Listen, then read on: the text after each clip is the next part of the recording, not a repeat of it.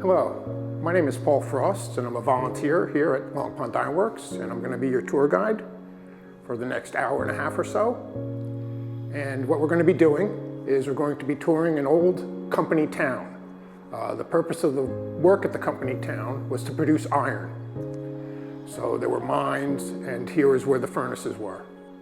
The reason we're all here in this particular spot today is because when the earth was formed, there was a natural deposit of iron ore that ran all the way from northwestern Massachusetts down through Connecticut, southern New York, northern New Jersey, and into Pennsylvania.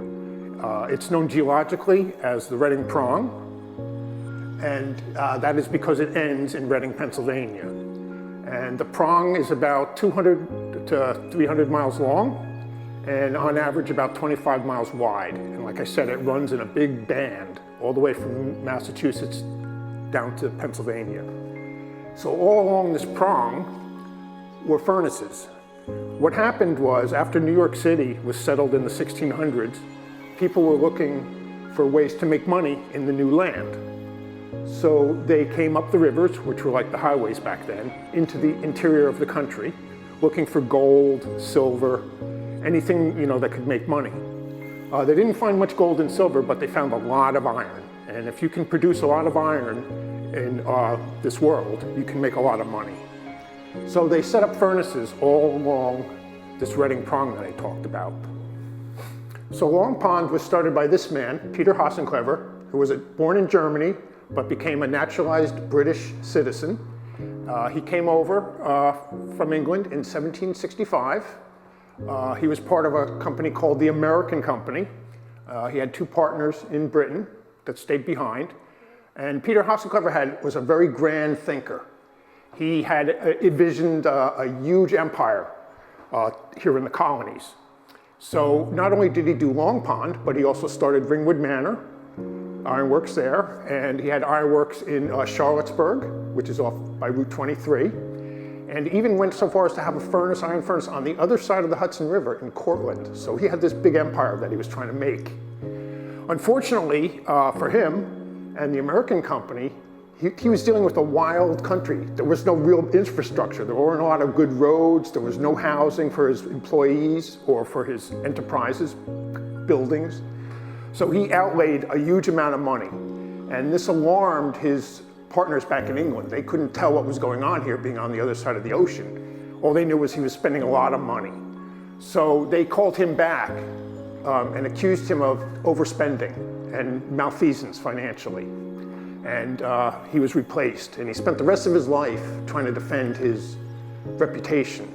The man that replaced Peter Hassenclever was Robert Erskine. Robert Erskine was Scottish-born, and he learned a lot about the iron industry before coming over here. He was basically starting from scratch as far as knowing what to do with iron. And he came over, and he took over in 1771. And he was the iron master in charge of Long Pond when the Revolutionary War started. And because he was a right-thinking man, he saw the nature of what we were fighting for here, the future Americans, and he switched sides from being British, becoming American, supporting the American cause. Not only did he make iron, but he was also a very skilled map maker. This picture here is a copy of a map that George Washington carried on his person when he was in the area, and it was made by Erskine. Erskine made over 300 maps during the war, and as you can imagine, maps are very valuable to have when you're in a country that doesn't have a lot of main highways and roads, and nobody really knows where they are unless you have maps. Now, unfortunately for Erskine, he died on a map-making expedition during the Revolutionary War. So the cause he was fighting for, he died during it. And because of that, he's considered to be, an American hero. He died in the cause of freedom for America. Now, what happened in the iron industry is usually iron production was tied to wartime. When you have a war, there's lots of need for iron. And in between wars, there's enough iron out there where it can just be recycled and reused. So the curve for the iron industry goes up when there's a war, and then it falls off when it's not.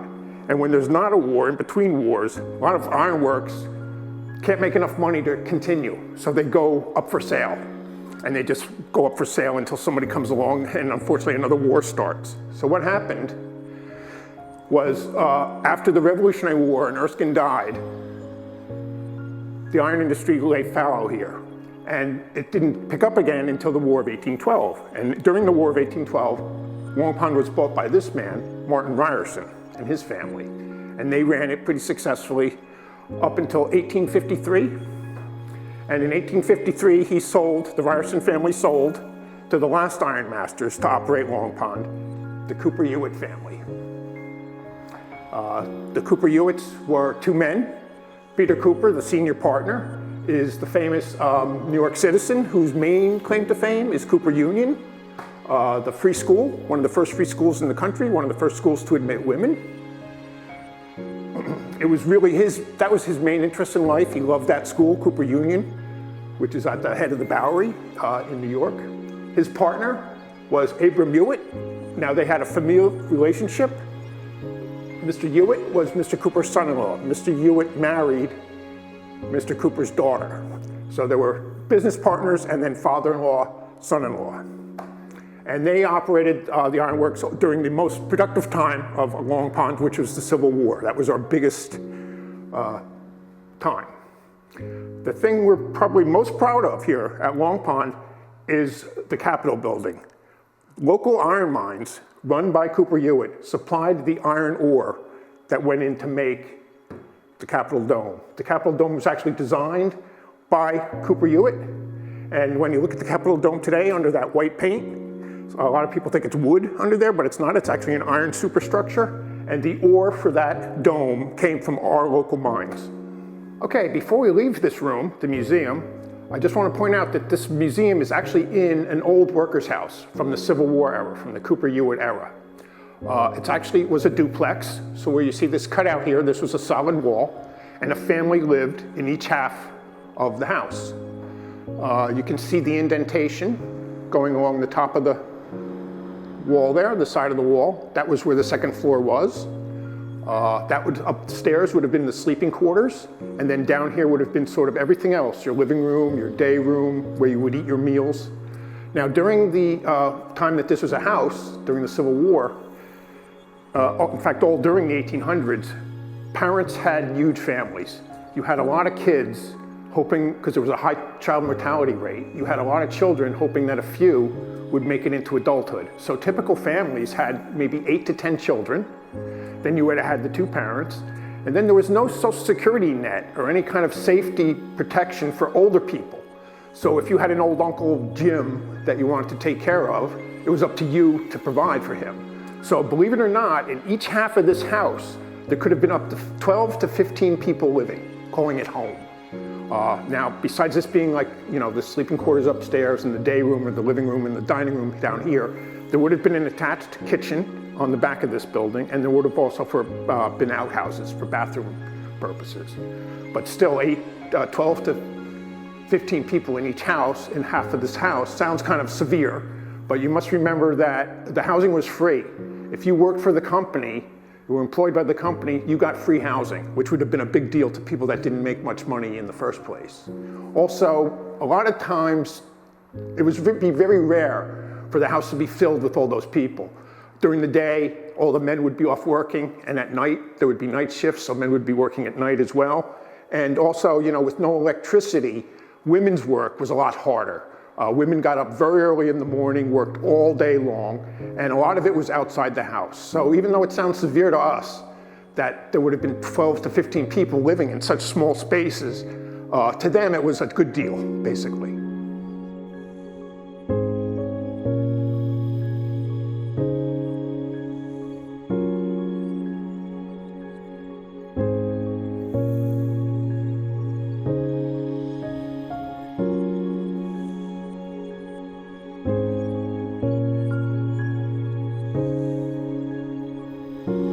Okay, here we are outside in the parking lot of the Visitor Center Museum, in front of the building.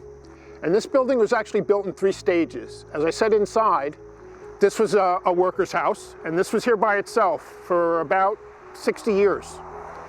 And then what happened is in the 20s, after the 1920s, after the Ironworks company left the town, they allowed all the people that worked for them to stay in their houses for free for the rest of their life.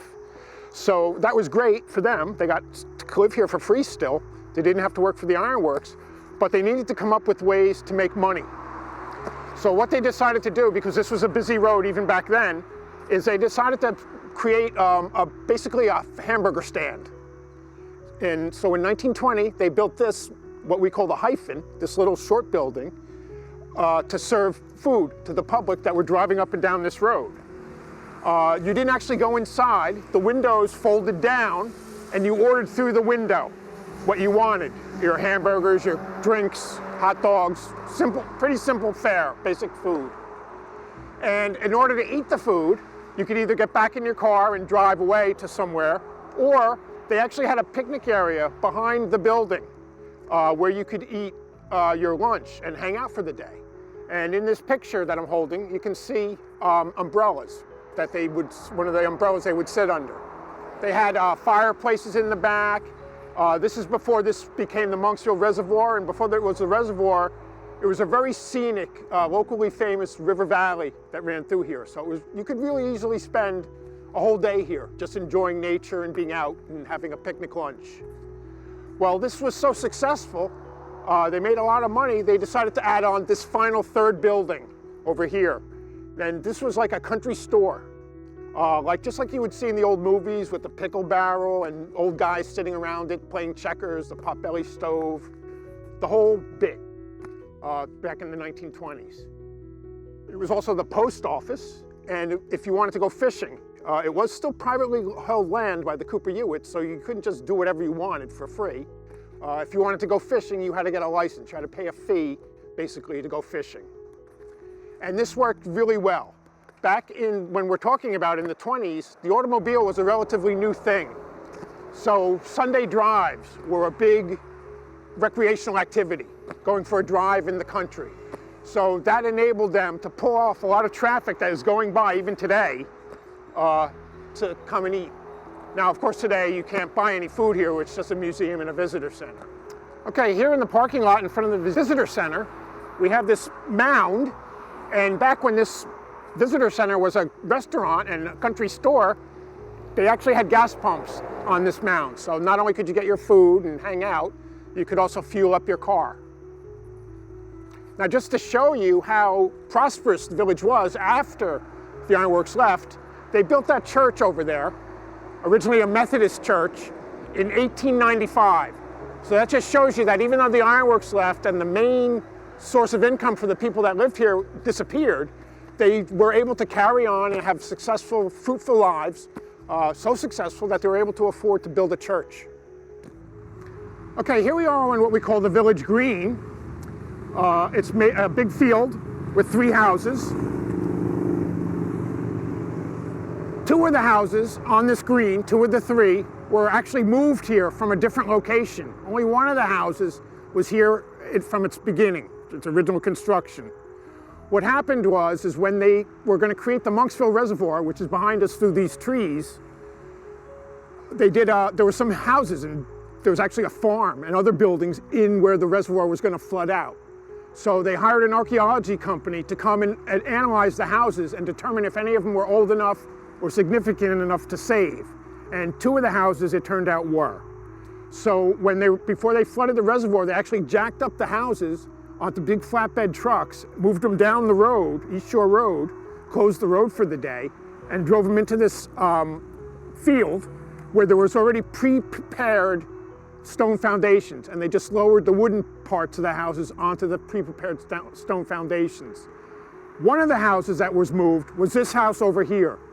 This is known as the Patterson House, and it was built in 1780. So that's definitely old enough to be considered worthy of saving. The Patterson House here used to, before it was here, used to be on the other side of what we call the causeway, on this side of Greenwood Lake Turnpike. So it was back there, about, almost a half a mile away, back there through those trees where the reservoir now is. It doesn't look like much now, but this house actually was part of a larger farm complex. They had stables where you could go and ride. After it became a private house in the, let's see, 1800s, middle 1800s, maybe after the Civil War, it became a commercial building. It was a restaurant. It had many names over the years, Holy Mackerel, Paul Bunyan Inn, the Wanacue Valley Inn, a few others that I don't remember at the moment. And like I said, there were stables, and you could just come here and stay, like spend a whole weekend or a week in the country, enjoying country life, riding horses, fishing, a whole big thing. You can see how the red door is actually raised up. That was because there was a wraparound porch that went around the house. So even now today, it looks like more like a barn. It actually did start out life as a house.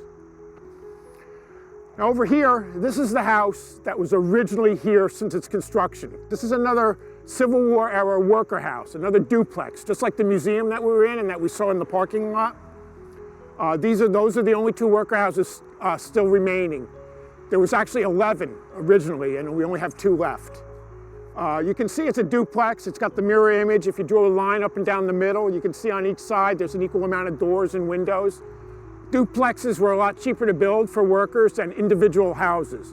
So a good way to know, if you're out in the country anywhere, a lot of times I've seen this in Pennsylvania, for instance, if you come about into a town where there's a lot of duplexes, especially a whole row of them, that usually means that there was, at one point, it was a company town, that town that you're in.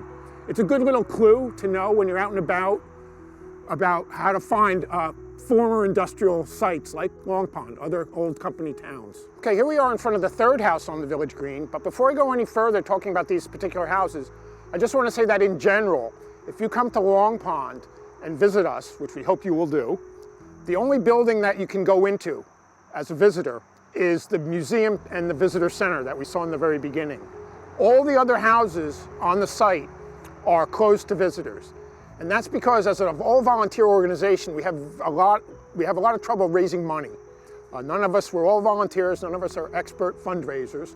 So all we can afford to do as a group is to preserve the outsides, the exteriors, to keep the houses weatherproof, and that leaves no money left over to do anything with the inside. So if you were to go in any of these houses, you would just see a very bare situation. A lot of times it's only framing.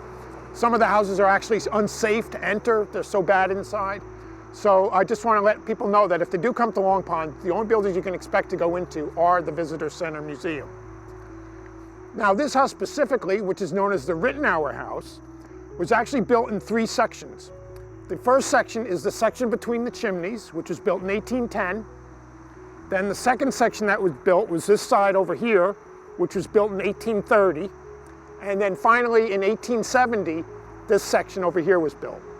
Now this house started out like the Patterson House as a private residence, but then in order as part of the need for the people to make money that lived here after the Ironworks left, just like the Patterson House was turned into a little mini resort, this house became an antique store. The owners, in order to make their money to live, ran an antique store out of this house. Okay, so when this was a company town, an ironworks run by iron masters, there would have been on average, about 250 people living in the village. There was over 110 buildings. Nowadays, nobody lives here. It's a state park. And there's only 11 buildings left. So we have 1/10 of the original buildings that were here. And we'll be seeing most of those buildings today on the tour. Now behind me was a school. Back where these bushes and weeds was this building here, which was a 1-room schoolhouse where all the grades were in 1 room. I don't know how that worked, but somehow it did work. It was quite common. And it was really interesting because Cooper Hewitt, both of them were progressive Democrats, very liberal, very concerned about the welfare of their workers. So not only did they offer free housing, they also had rudimentary medical care, and they also provided free schooling, which was really kind of remarkable back then, for the children of the ironworkers. The only hitch to this was there were no child labor laws. So if your family needed money, the parents couldn't produce enough income to run the household, they would have their children working. There was no age limit. I don't know how young they would be, but I assume almost as soon as they could walk, if it was necessary, they would be put to work. The male children would be in extremely dangerous conditions in mines, being gophers for the furnace workers, whatever they could do to make money for the family. And for the girls, as I said in the museum, women's work was extremely difficult back then, before electricity. So girls were needed to fetch water and just to generally help their mothers with the cooking and the cleaning, which, as I said, went on literally from before dawn into after dusk. But if your parents were well off enough or could survive without you working, you would definitely pay to have your children in a school. That way your children may be able to break the cycle of being, workers in a mine for generations. Your children may be able to gain an education and move out of this situation onto better things. Okay, here we are on the other side of the road from the barn complex, in front of the oldest building on the site, this stone building back here. This building was built in 1771. So again, right about when Erskine came, we were still a British colony. There was no United States of America yet. We were 4 years away from the beginning of the Revolutionary War. And it was built, as you can see now, as a worker's house. Again, it has that duplex effect where if you drew a line up and down in the center, there's an equal amount of windows and doors on each half of the house. The thing is, originally, because it's a stone house, it's made out of stone, it's a lot bigger than the other worker houses that we've seen, we think this building actually started out as a commercial building. To put such effort into constructing this building, it was probably meant to be used for the profit of the company, not as for somebody to live in.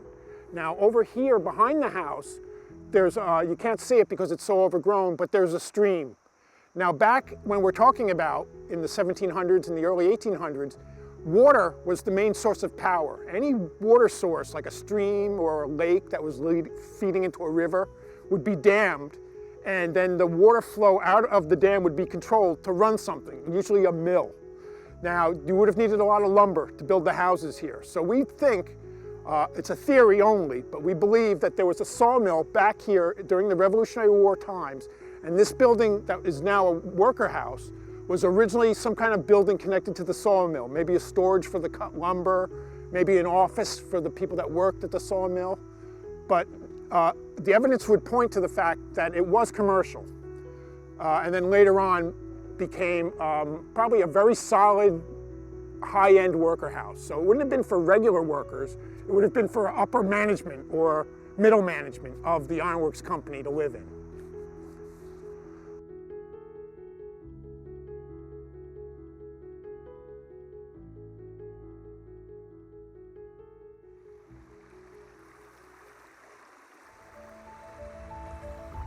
Okay, here we are in the center of town, center of the Long Pond Ironworks village, and it's kind of, to the knowing eye, you can kind of see why it's called the center of town.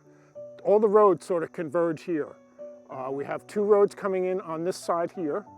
We have a road coming in down here from the left, and then around the corner here, there's roads that one goes this way and one goes this way up the hill. So you have 5 roads that meet right here. And that's kind of why we've determined that it was the center of town. It's where everything came together.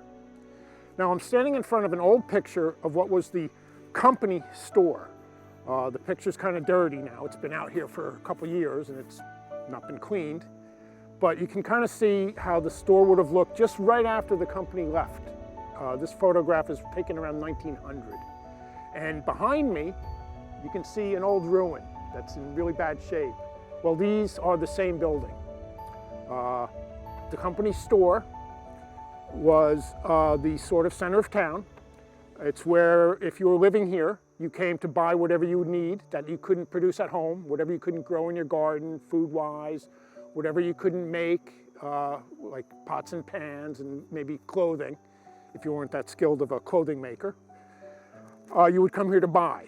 I always kind of joke on my tours that whatever we go to the mall for today, those big malls like Willowbrook Mall or Westfield Center in Paramus, the people back then had just this. And they didn't even have the whole building. The top of the building, the top floor of the building, was the accounting offices, the management offices for the Ironworks. So the company store was just the main floor, the ground floor and the basement for storage. So people were very limited, obviously, in what they could buy. There was also other options. Like I said, you could make stuff at home or grow your own food.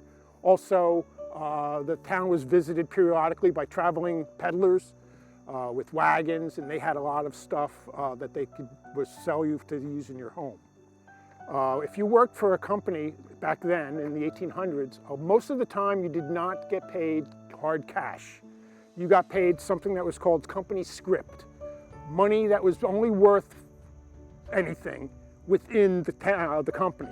If you tried to go out of the bounds of the company and try to spend the money in local stores in other towns, they wouldn't take it. It was worthless. It was basically monopoly money. This is one of the ways that they kept people tied here to the company. What would happen is, if you showed up here looking for work, and they were always looking to replace people because it was a very dangerous occupation. It was one of the most dangerous occupations you can imagine, working in an iron furnace. People were always getting hurt and even killed. So there was a constant turnover of employees. If you arrived here with your family with just the clothing on your back and you wanted a job, they'd give you a job, they'd set you up in a house, right? And they would even give you credit to buy things to help you get your household going. So what would happen is you would start out your life here in debt to the company. And because you were only paid company script, and not even that much in terms of monetary value to the company, you would be in debt basically the whole time you worked, basically for your whole life. It was theoretically possible that you would be in debt to the company for your whole life. If you got tired of that or wanted to break away from that and ran and left the town owing them money, they would actually hire bounty hunters to come get you. They would put ads in papers to hire people to come and get you and bring you back because you owed them money. So if you've ever heard the old song, a lot of people know about this, there's an old song called 16 Tons, which actually talks about coal mining in Pennsylvania, but it would apply here as well. And that would be the fact that you sold your soul to the company store. It's a line in that song, 16 Tons. Okay, here we are just a further bit along in the actual geographical center of the town. And up on the hill up there, through all the trees, you can see a ruin. Well, believe it or not, that ruin used to be known as the nicest house in town, and it used to look like this. This was the on-site manager's house. You know, the people I talked about in the museum, Hasenclever, Erskine, Ryerson, the Cooper Hewitts, they didn't live here in the town. They lived over at Ringwood Manor. That was their big house. They very rarely came down to their ironworks. They relied on their immediate below them in the chain of command, a man named P.R. George for the Hewitts. During the Hewitt era, there was a man named P.R. George who reported directly to the Hewitts. And he lived over in the Ringwood Borough, what's now the Ringwood Borough Hall. Now, P.R. George, he was sort of in charge of all the ironworks. Like I said in the museum, all the men I talked about in there, they didn't own just one. You know, they didn't just own Long Pond. Most of them also owned Ringwood Manor. Mr. Ryerson, he owned Pompton Furnace down by what's now the Pompton Falls. Erskine and Hasenclever owned Charlotteburg and over in Cortland. So there was a lot of ironworks and other enterprises that these big money men owned that needed to be, you know, all the reports from them, these different areas of their empire needed to be correlated and delivered, you know, in cohesive reports to them. So P.R. George, who would be in charge of all the other enterprises, the guy who reported to him from Long Pond, who was in charge of Long Pond during the Cooper Hewitt era anyway, his name was George Cunningham.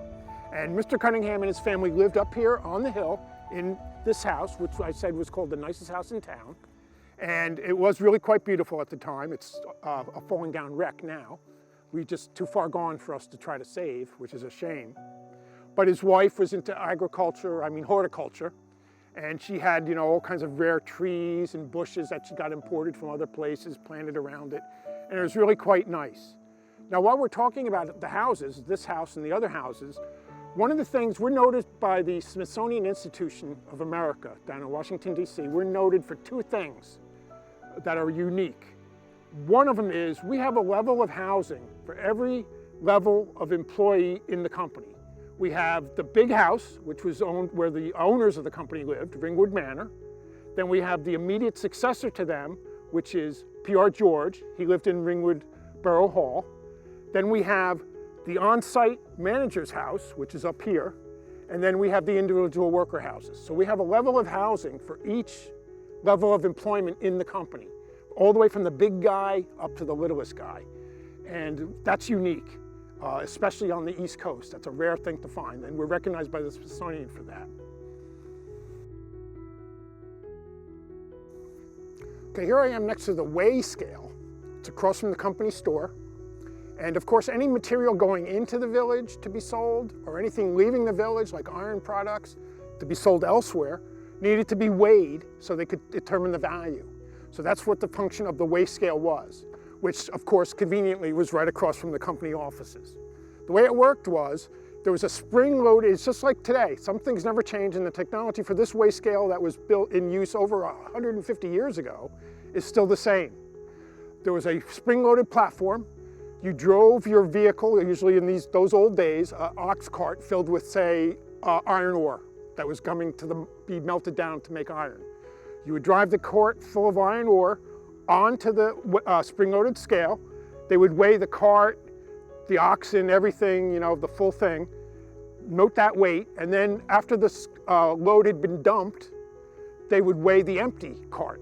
And then the difference between the full cart and the empty cart would be obviously how much you delivered. And this is exactly what happens today when you go to a junkyard. Say your pickup is filled with scrap metal.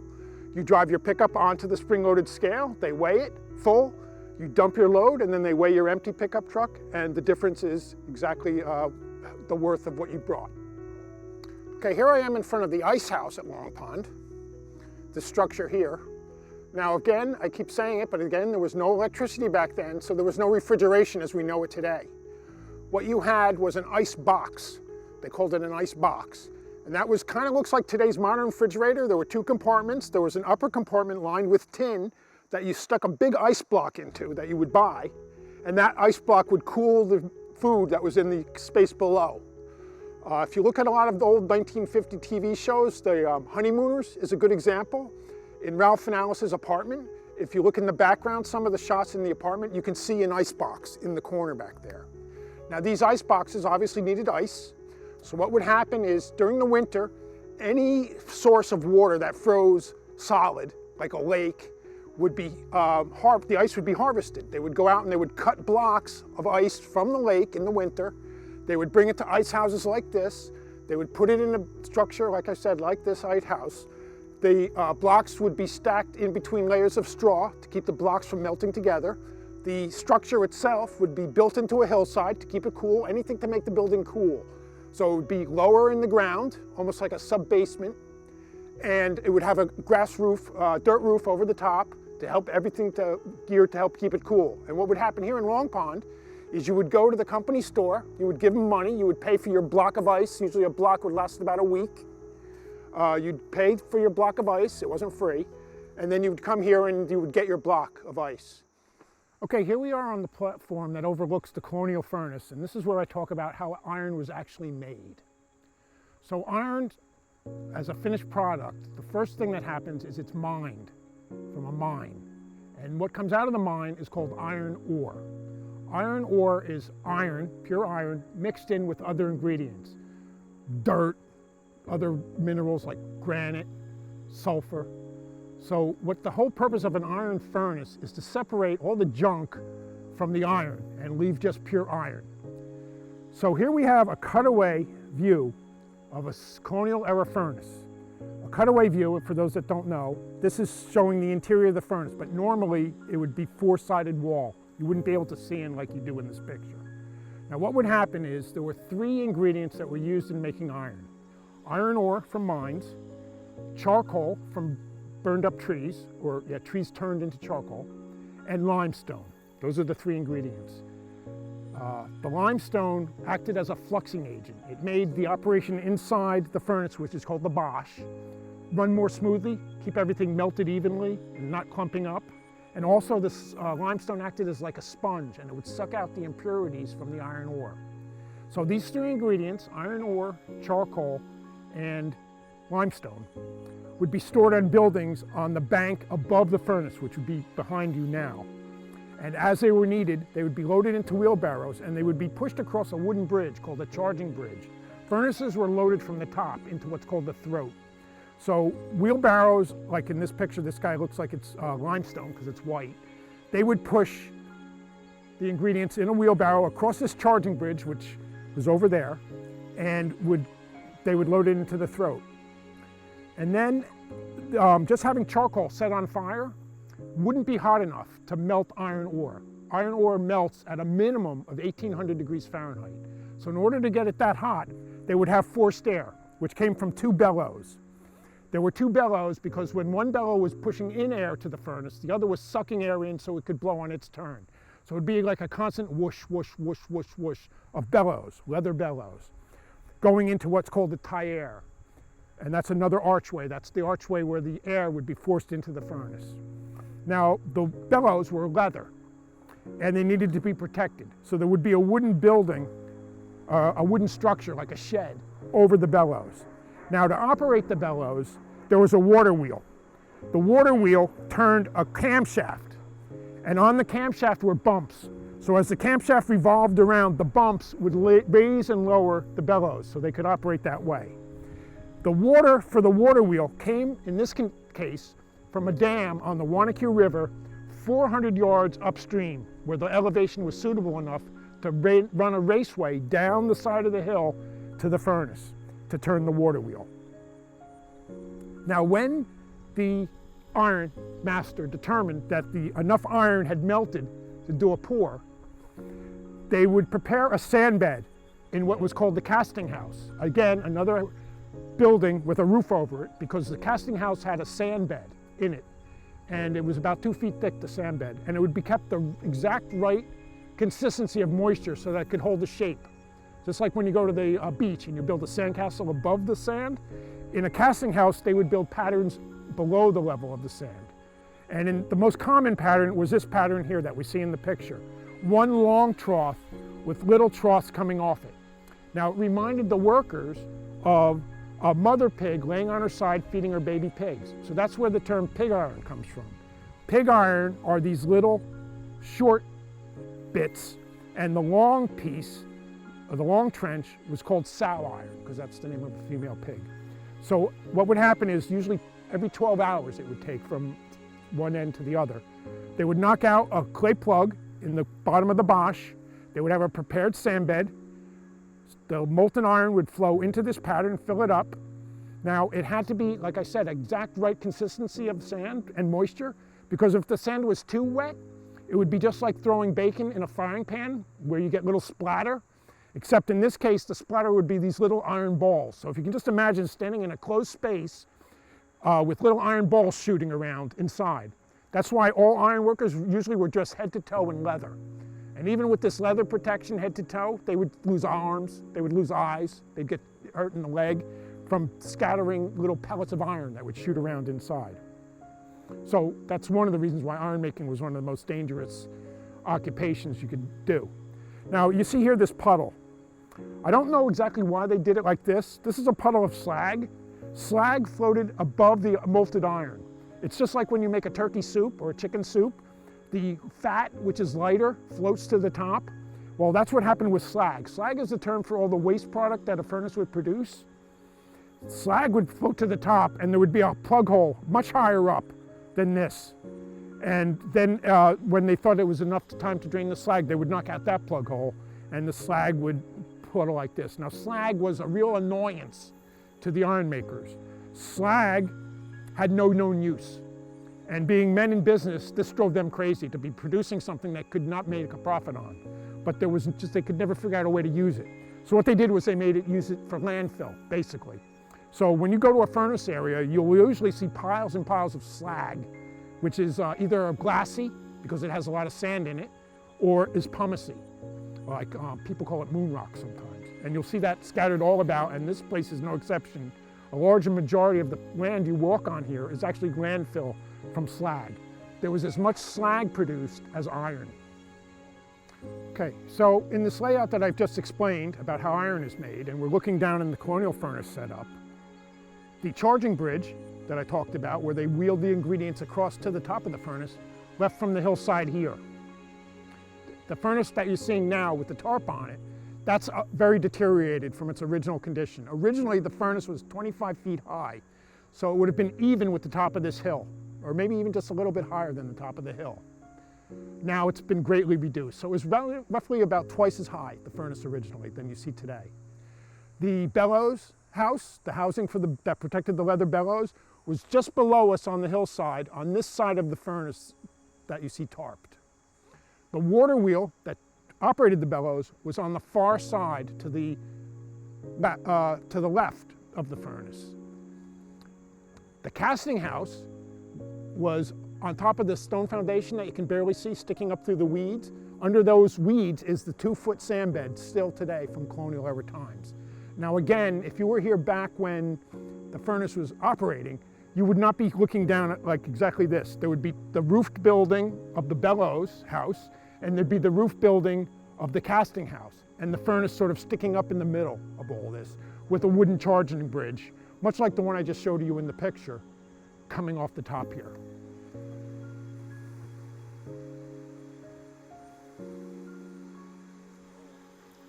Okay, here we are in front of what I consider the most impressive structure at Long Pond.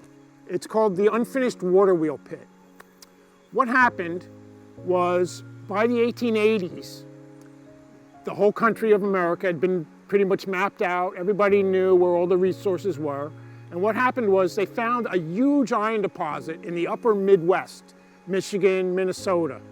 And these iron deposits, instead of being in the mountainous regions like they are here, were in the plains, in flat area. So it was a lot cheaper to transport ore from the mines to the furnaces than it was here in the Northeast with all these mountains. So what happened was the Northeast iron makers couldn't compete with the Midwestern iron makers financially. So one by one, the Northeast guys, our guys, either moved out west and continued their business out there, or they just went out of business here and went into other areas or retired. So Long Pond, they decided to stay. Mr. Cooper, Mr. Hewitt, the men I talked about in the museum, they were true New Yorkers. They lived in New York. Peter Cooper, as I said, had Cooper Union, which he spent every day at, hanging out. He loved that place. It was his baby. Mr. Hewitt was actually the mayor of New York City in the 1880s for a term. He served on a lot of government committees. His children were in Mrs. Astor's 400, which was an exclusive social club during the Gilded Age.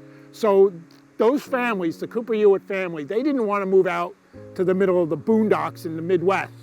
They were going to stay here even if they couldn't do iron. But before they gave up, they tried everything they could to maximize the profits of their site. Now, they had two Civil War furnaces going. Each furnace that they had a water wheel, which are down there, which we're going to see next after we leave here. They figured it would be more cost effective, instead of having two separate wheels to maintain, if they built one big wheel. And that's what this pit was going to be. The ratio of power produced by a water wheel depends on its size. So the bigger the water wheel, the more power it produced. So if you had two 25-foot water wheels for two furnaces and you wanted to replace them, you needed to build one 50-foot wheel. So that's what this wheel pit was going to be. It was going to house a 50-foot water wheel, which looked like pretty much like a big Ferris wheel in there. It would have been really impressive. But unfortunately, at some point, we believe the accountants sat down the Cooper Hewitts and said, look, guys, no matter what you do here, you're just not going to be able to compete with the men in the Midwest. So this water wheel pit was just stopped. Construction was just stopped midway, and it was never finished. You can actually see they never even finished clearing out the pit. There's a pile of rocks on the side ready to be removed. The water wheel itself, the wooden wheel, was never put in place. But if it had, and this had all come to fruition, instead of a raceway here that you see going under this bridge for the two 25-foot water wheels, there was going to be a huge, almost like a canal size, probably 12 feet wide raceway, which would have been also huge, that they actually started construction of on the top of the hill. And if you come here at some other time in the future to explore this place on your own, and you go up this hill behind the water wheel pit, you'll come to this huge, almost canal-like raceway that also was never completed to feed this water wheel. Okay, here we are between the two Civil War era water wheels. And you can see they look very different in their situation, in their condition. What happened was, when they decided to abandon the water wheel pit project of the big 50-foot wheel and go back to just using these two, or continue using these two, they thought, well, we might as well rebuild them. So right before the Ironworks company gave up and left the site, they built two brand new water wheels that were barely used when they left. So what happened was these wheels sat here, this white covering, this is a modern thing that we did in the 1980s. So before that, these wheels just sat out in the open, exposed to the elements. So obviously they gradually started to deteriorate, but not too badly. They were in really good condition up until 1957. And in 1957, we have a local news report saying both wheels got burned. We're not sure why it happened. There's various theories. One theory is that there were some people here partying and picnicking, and they set candles up on the spokes of the wheels, and it got out of control and burned the wheels. Another theory is that the wheels were burned in order to try to remove the valuable iron scrap metal from the wheels. We're just not sure, but the point is that up until 1957, for over almost 100 years, these wheels sat here minding their own business until they burned. So what we did was, we got a grant when we first opened up in the 1980s as a public park. We got a grant from the New Jersey state government, and part of the money went to reconstructing one of the wheels. There was enough left of the wheels to determine exactly what they would have looked like when they were new. So we used those configurations to make a new wheel, a brand new wheel. So this wheel over here to my right was built in 1984 and is an exact recreation of the wheel that it used to be. This one we left in its original burned condition just to show an original wheel. We thought it would be good to leave at least one. And the thing is now, these are the only two, or this one now, is the only original water wheel connected with an ironworks in the Northeast. So it's a very significant, even though it doesn't look like much, it's a very significant ruin. Now these wheels would have been in one big building. They wouldn't have been out in the open like this. They needed to be protected from the elements. So if we were here back when the Ironworks was in business, we would be standing inside a big, sort of a barn. There would have been two rooms with a corridor. So there would have been a room for this water wheel. You can see the foundation going around it. Then there would have been a corridor to go between the two wheels, and then another building for this wheel. And you can see that foundation here in the ground.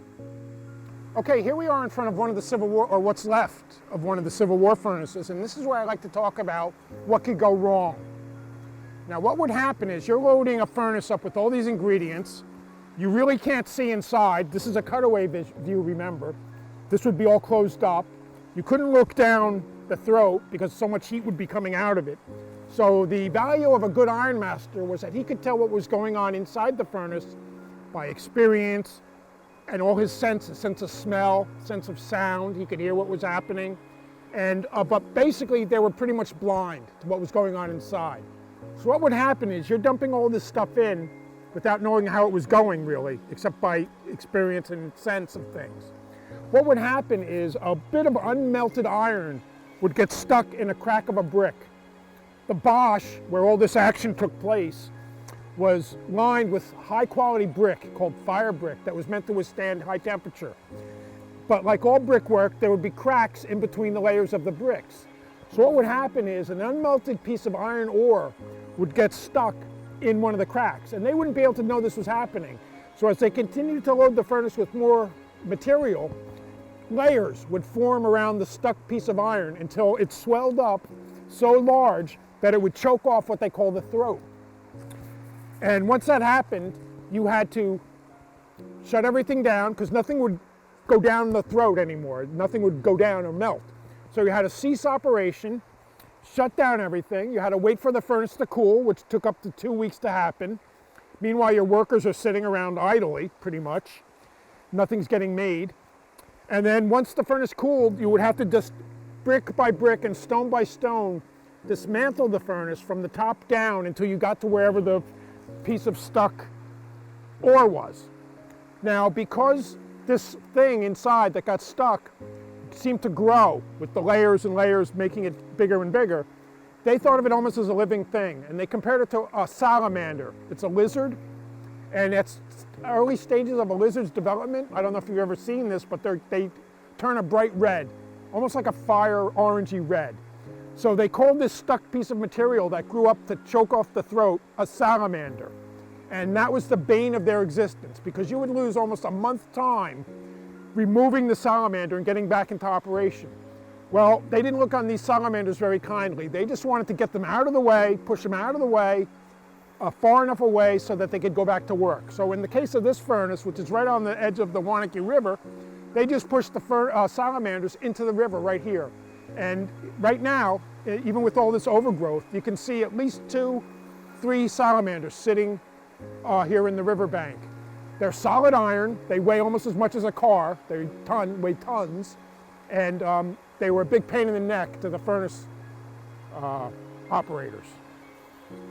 Okay, here we are standing between the 2 Civil War era furnaces.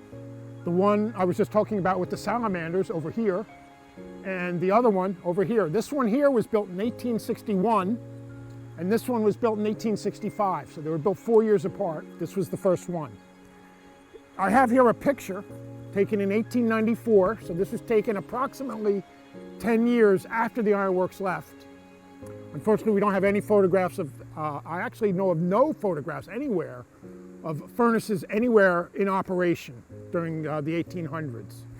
Unfortunately, yeah, no photographers or even a lot of painters decided not to paint furnaces. But anyway, you can see here in the photo what at least this one looked like before it fell down. Had a charging bridge, a really long charging bridge, really elaborate setup on top by the throat. Back here, you can see the covering for the water wheels, the barn I talked about that housed the water wheels. Now, this furnace obviously looks a lot different than it does today. What happened was, we believe that after the Ironworks left, you could actually, when furnaces were in operation, you could actually walk around. They had a corridor around the outer ring inside. So you could actually kind of walk into a furnace in order to do repairs and maintenance. So what we think happened was, after the Ironworks company left, but the residents remained in their homes, anytime they needed bricks for a sidewalk or maybe to shore up their foundation or to build a fire pit, they would come down here to the furnace, go inside it, and brick by brick, as they needed them, would remove bricks from the inside of the furnace. Well, this is a lot like removing the skeleton from a body. If you have no skeleton to support the body, it's going to collapse. And that's what we think happened in this case. They just removed so many bricks that it got to a point where the structure couldn't support itself and it caved in. Now also, so that's why they look so different. Now also in this photo, you can see a pipe. And it's kind of hard to see, but at the very top of the photo, the pipe ends. So it was about a 100-foot pipe, because this furnace was 60 feet high. So that's 60 feet, and then there's probably another 40 feet high to this pipe. Well, what this pipe is about is they discovered that if they pre-cooked or baked the ore in a separate structure before they put it in a furnace, it would reduce the possibility of getting a salamander. The problem was the material that they would bake off, most of it was toxic. There was sulfur, I know, was one of the ingredients that was common to find with iron ore. So in order to vent these toxic gases from the baking process, they built a huge pipe so that it would be high enough so that the fumes, the quite harmful fumes, would be high enough, expelled high enough into the sky where they wouldn't affect the workers going down. And you can actually see in the back there a piece of pipe laying on the ground there. It's in the bushes. That's actually part of this stack from when it collapsed. Now, if you look at this side, this furnace, the 1861 furnace, you can see that it pretty much looks the same. It's a squat, cut down structure. Well, what happened is another one of the cost saving or efforts to increase the profit, like the big water wheel that never got finished. They were working up until 1870. These two furnaces were operating on charcoal, the process that the colonial furnace used for fuel. Well, by 1870, the railroads had come into the area and they were able to bring coal from Pennsylvania. And coal is a lot more efficient, burned hotter. It was just all around a better thing to use than charcoal. But you can't just take furnaces that were built for charcoal and instantly overnight use coal. There's a different sort of technology involved. So what they had to do was they had to rebuild the furnaces. So what they did was they cut down both furnaces to the size this one is now, with the intention of rebuilding both of them for coal. But unfortunately, because of the problems they were having making a profit on the iron, they never rebuilt this furnace. So that's why in this photo taken 10 years after the Ironworks left, you have one completely good built furnace working, or was working, and one that was never rebuilt and was just left in its cut down state. Okay, here we are on Furnace Road, just down the road from the furnace area, which we just left. And here's where I'm going to talk about charcoal as a fuel, which is really quite an interesting thing. In the early days, up until the Civil War era of iron making, what was used for fuel was burned up trees, basically, which is turned into charcoal. This whole charcoal making process was an industry into itself, really. It was the lowest ladder rung of the employment in the company. There were more charcoal makers who were known as colliers. An employee of the company, they were the largest number of employees in the company. And what they did was they would be out in the surrounding hills. They wouldn't be really per se at the furnace area. They would be out in the surrounding mountains. They would set up a little camp and they would cut down trees and they would make little mounds like this. Stack the trees in sort of a pyramid with a hollow center and a hole at the top. And then they would cover the mound with leaves and dirt. And the idea was you would go inside the mound, in the cleared out space inside, and you would build a fire, and the heat of the fire would cook the moisture out of the trees until they turned into crumbly charcoal, kind of almost like what we use as briquettes in our barbecues. The thing was, you had to keep a 24-hour watch on these mounds, because first of all, to convert the cut trees into charcoal, it took about 6 weeks of the process. The other thing was, so it took a long time. The other thing was you had to watch the fire, because if a gust of wind came along in the right direction and ignited the fire even hotter, it could start a fire, and you would burn, instead of cooking the trees to charcoal, you would burn the trees to ash.